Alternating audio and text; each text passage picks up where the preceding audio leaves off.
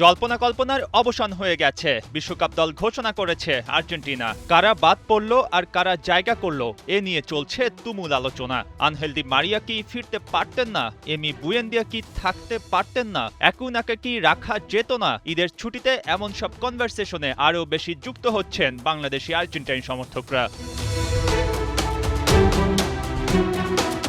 Lionel মেসির থাকাটা সবসময় আকাশী নীল ফ্যানদের স্বস্তি দিয়েছে। এবার তো শেষ বিশ্বকাপ খেলতে মাঠে নামবেন, যদিও স্কালোনিকে প্রশ্নটা করলে সবসময় মেসির ওপরই ছেড়ে দিয়েছেন। তাই আবারও মেসির কাঁধেই থাকবে ক্যাপ্টেন্সির দায়িত্ব, তবে এবারের দায়িত্বটা অন্যদের ওপর আরও বেশি।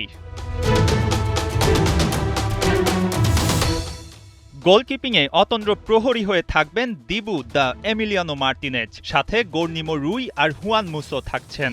নর্থ আমেরিকা ওয়ার্ল্ড কাপের জন্য দেয়া দলকে আর্জেন্টিনার ভবিষ্যৎ বললেও ভুল হবে না। ডিফেন্সে লিসান্দ্রো, রোমেরো, মন্টিয়েল, মলিনারাই আধিপত্য দেখাবেন, আর সাথে ওতামেন্দি, তাগলিয়াফিকোদের অভিজ্ঞতা তো থাকছেই। বেশ ভালো মিডফিল্ড নিয়ে বিশ্বকাপের মঞ্চে নামবে আর্জেন্টিনা। বিশেষ করে মেসির সাথে বোঝাপড়া আছেন এমন সৈনিকের অভাব নেই ওখানে। রদ্রিগো ডি পল বা লো সেলসোর কথাই বলা যায়। ম্যাক অ্যালিস্টার, এনজো ফার্নান্দেসরা তো গত বিশ্বকাপেই প্রমাণটা দিয়েছেন। পারেদেস, প্যালাসিওরাও থাকছে স্কালোনির পরিকল্পনা ঠিকঠাক অ্যাপ্লাই করতে। ফরওয়ার্ডে Julian Alvarez, Lautaro Martinez, Nico Paz, Gonzalez, Almada, কত নাম! ওখানে মেসির প্রভাবটাও কল্পনা করুন একবার। ফলে সব মিলিয়ে আর্জেন্টিনা রিল্যাক্স না হলে তাদের থামানো কঠিন হওয়ার কথা। আর ডিফেন্ডিং চ্যাম্পিয়ন বলে তারা জানে কি করে আবারও চ্যাম্পিয়ন হতে হয়। তাদের আছে সেই mastermind coach Lionel Scaloni.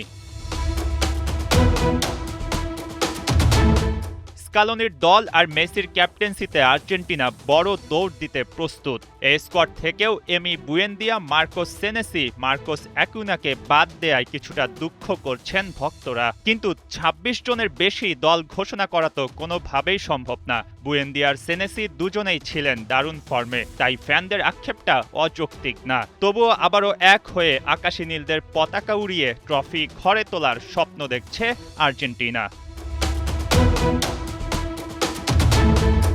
Moin Hasan, ৭১।